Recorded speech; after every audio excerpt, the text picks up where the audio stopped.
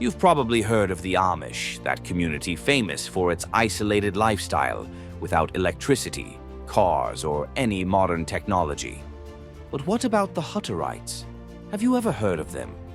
Hidden away on their collective farms, the Hutterites follow precepts of kindness and peace and live according to traditions that seem to have stood still in time. But isn't there something more sinister hidden behind this facade of goodness? Today, Bello Mundo will take you to explore a universe full of intriguing stories, relentless persecutions, members burned at the stake, and secrets that will surprise you. Number 1. The origins of the Hutterites. To understand the origins of this group, we need to go back a few centuries. It all began in the 16th century, during a period of intense change in Europe. The Catholic Church, which dominated the religious scene, began to face criticism and challenges. Reformers like Martin Luther questioned practices and dogmas, opening up space for new interpretations of the faith. In this context, one group decided to go beyond the Lutheran reforms. They believed that each person should choose their faith autonomously, which led to the practice of baptism only in adulthood, earning them the name Anabaptists. Their refusal to accept state interference in religious matters resulted in serious persecution from the 1526 onwards. Many of these families sought refuge in Moravia, a historic region that is now part of the present-day Czech Republic, where they formed communities that imitated the first Christian communities, with communal properties and strong social integration. It was in this environment that Jakob Hooter stood out, leading these communities and giving rise to the group that would bear his name. Number 2. Jakob Hooter. Jakob Hooter, born around 1500, began his life as a simple craftsman, but his destiny would change radically when he met the Anabaptists during his travels. Inspired by the beliefs of this group, Hooter began to preach and form small congregations, spreading the vision of a communal life where all goods would be shared and private property abolished. His message quickly gained followers, but also drew the ire of the religious and political authorities. In 1533, faced with increasing persecution, Hooter moved to Moravia, where he united local Anabaptist congregations and consolidated the practice of communal property. However, his charisma and leadership did not go unnoticed by his enemies. In 1536, he was captured and faced a cruel fate. He was burned at the stake, as in the terrible witch hunts of the time. Number 3. Scattered around the world. After Jakob Hooter's execution, the community he led faced a period of intense persecution in Europe. Its members became a people constantly on the move, always in search of a place where they could live out their beliefs without fear. With each new wave of repression, they moved, first to Moravia, then to Transylvania, and finally to Russia.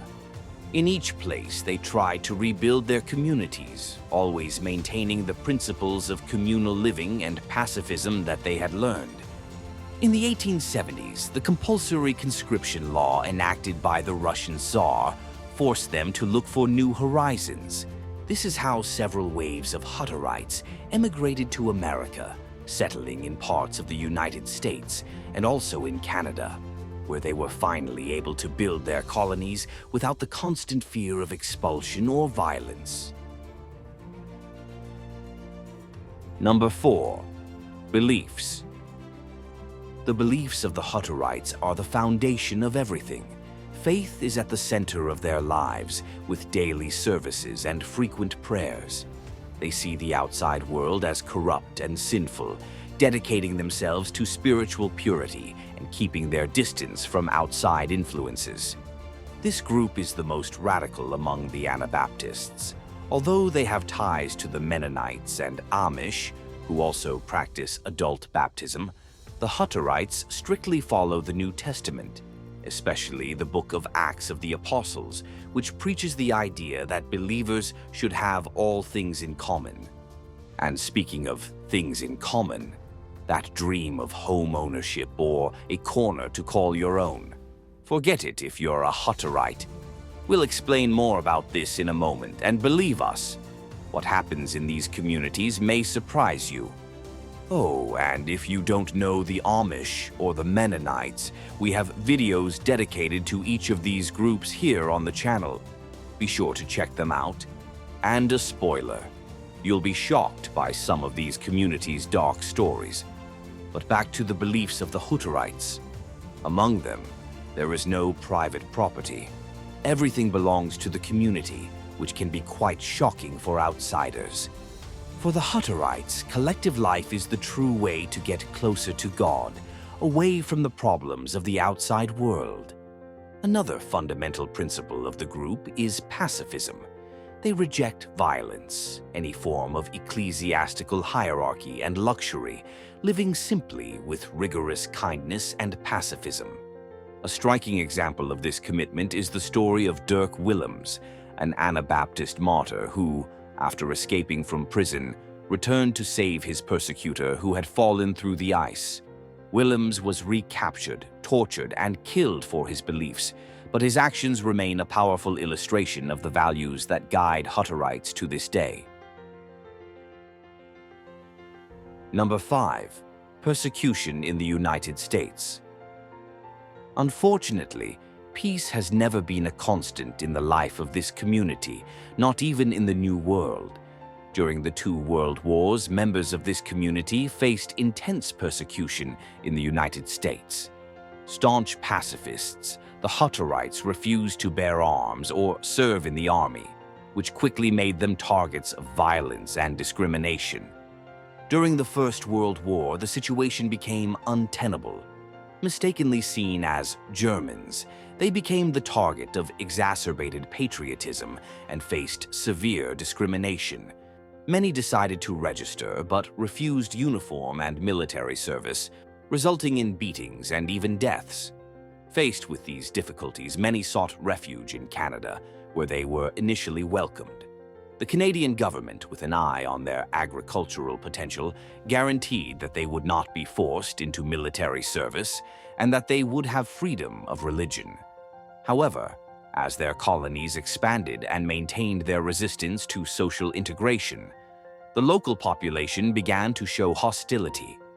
During the Second World War, this hostility returned, but this time they were able to maintain their right to conscientious objection and were assigned to civilian jobs in hospitals, national parks, and factories. Gradually, tensions began to ease, but they never disappeared completely. Number 6. Life on collective farms. What makes the Hutterites so unique is the way they live on collective farms, where there is no mine or yours. Everything is ours. Remember the verses from the Acts of the Apostles. Well, it is on the basis of these teachings that they structure their community of goods system. The Hutterite colonies follow chapters 2, 4, and 5 of Acts, where the first Christian communities shared everything and divided resources. This means that in the colonies, there is no private property. Each member contributes what they can and receives what they need. In addition to this collective organization, productivity is impressive. Even with little land, the results are remarkable.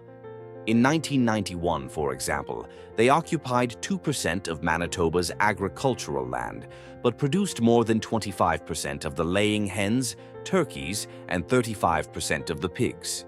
In Alberta, in 1997, with 1% of the agricultural land, they produced 1/3 of the dairy products, eggs and pigs, as well as 10% of Canada's milk.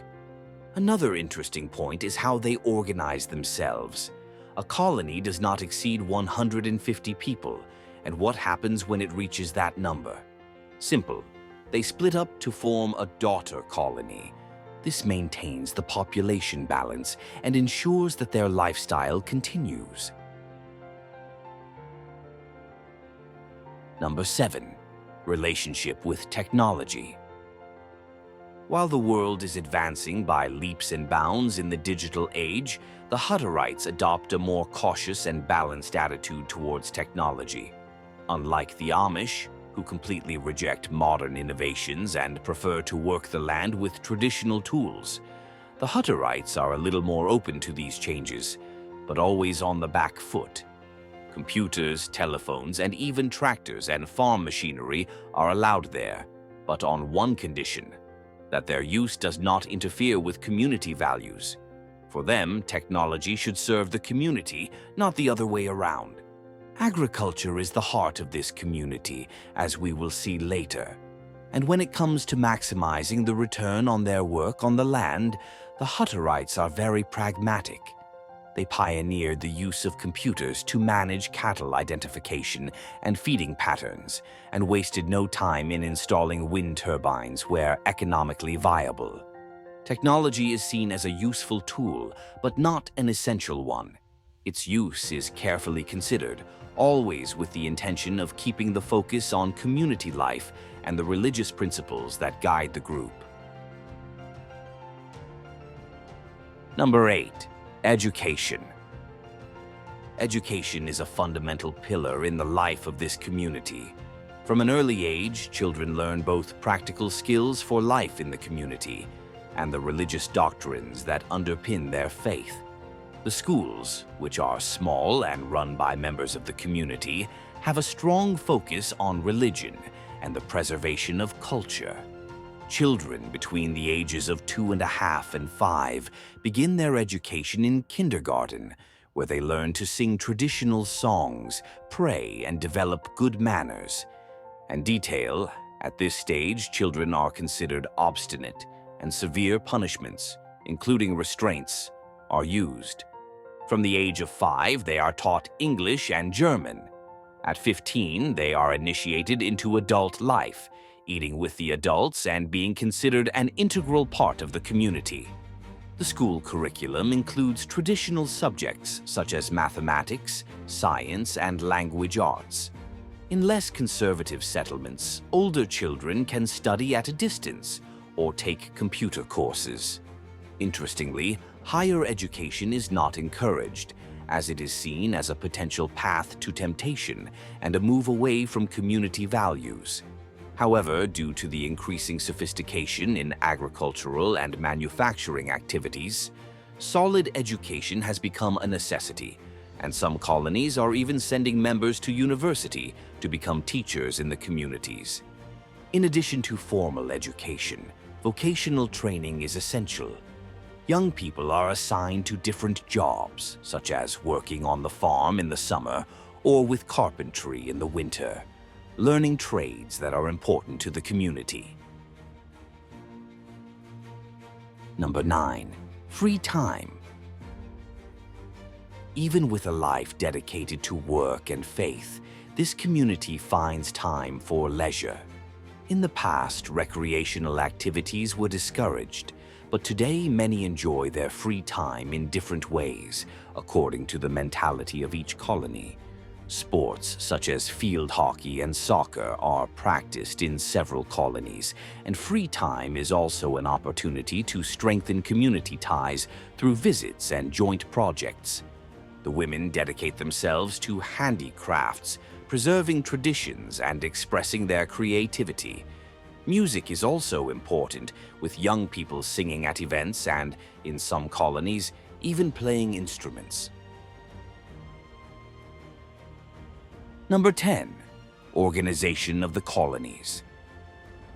The Hutterite colonies function as small, self-sufficient towns with their own system of government. Leadership is patriarchal, with 3 men chosen to be in charge, while the father or husband leads each family. When important issues arise, the married men get together and vote to make decisions. The economy is based on agriculture, with a focus on grain, livestock, and poultry production, supporting between 60 and 160 people per colony. In addition, manufacturing has gained strength, with furniture factories and mechanical workshops complementing agricultural activities. Each person has a specific function: carpentry, looking after the chicken coops, or managing the farm. The work is considered a contribution to the community, and cooperation is what keeps everything going.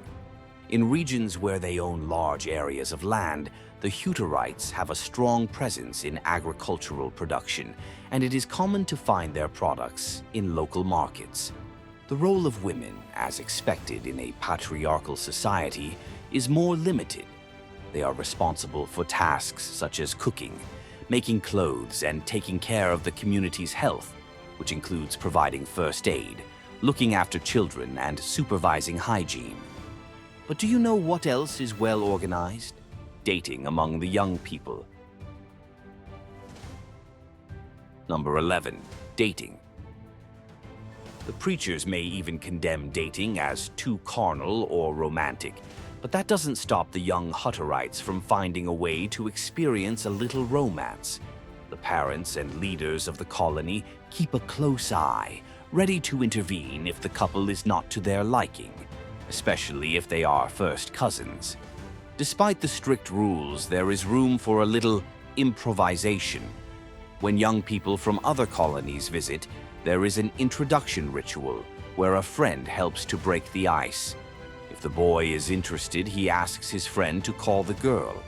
If she accepts, the two of them go for a walk. If not, it's that polite, no hard feelings. Now, here's a curiosity that nobody expected. Even in such a patriarchal society, there is a day when girls can take the initiative. In the leap year, they can ask the guys out on a date, a tradition very reminiscent of the Irish one, in which on February 29th, women can ask their boyfriends to marry them. There's even a movie called Leap Year that portrays this tradition in Ireland. Funny, isn't it? But back to Hutterite relationships. During the winter, with less work, visits between colonies increase, and young people take the opportunity to socialize. Dating can be as simple as going for a walk or sitting down together to talk and exchange affection. In many cases, couples meet in a private room where they can talk more privately. Community leaders prefer to keep these interactions discreet, especially given the strong religious emphasis on reserving sexual relations for marriage. Number 12. Weddings. And while we're on the subject of dating, let's move on to the next step: marriage. Marriages among the Hutterites follow traditions that may seem curious to the outside world. From the choice of partner to the ceremony, everything takes place within the confines of the community. Today, the choice of partner is more personal, but there are still rules. Marrying someone from outside the community? No way. Interfaith marriages simply don't happen. Since most colonies are like one big extended family, the search for a spouse usually takes place in other colonies. Now, here's an interesting bit of trivia. Men are under pressure to get married because they can't grow a beard until they're married. That's right, without a beard, they are easily identifiable as single, which can be a bit uncomfortable, since a beard symbolizes maturity and position within the community. In addition, without a beard, they cannot occupy positions of greater authority. In other words, getting married is not just a question of love, but also of status. The big day is full of traditions. The ceremony takes place on Sunday, followed by 2 days of celebration in the bride's settlement, and the rest of the week in the groom's settlement. The bride doesn't wear white, but a blue brocade dress with her headscarf covering her hair, and the groom wears a black suit made especially for her. And forget the honeymoon. The couple immediately return to their normal routine. But despite their simplicity, these marriages are long-lasting, and unlike in many other cultures, the Hutterites don't usually wear wedding rings. For them, commitment lies in word and faith, not in material symbols. Number 13. High fertility rates. And now let's talk about what many people hope will come after marriage: children. On average, a family has between 6 and 9 children, a number well above the average in the countries where they live, such as the United States and Canada. But why so many children? For them, having many children is seen as a real blessing. They believe that children are a gift from God and proof of the continuity of their faith and traditions. And forget any talk of birth control there. For them, methods such as contraceptives are seen as a mortal sin, even compared to murder. In addition to the spiritual aspect, large families also have a practical function in the colonies. As they live in very close-knit communities where work is shared between everyone, it is essential to have many arms to help with the various day-to-day tasks. But what do you think of all this? Were you surprised by any of the aspects of Huterian life? Could such a collectivist and isolated life work for you? Leave your opinion in the comments and don't forget to subscribe to the channel for more videos like this. Thanks for watching and see you in the next video.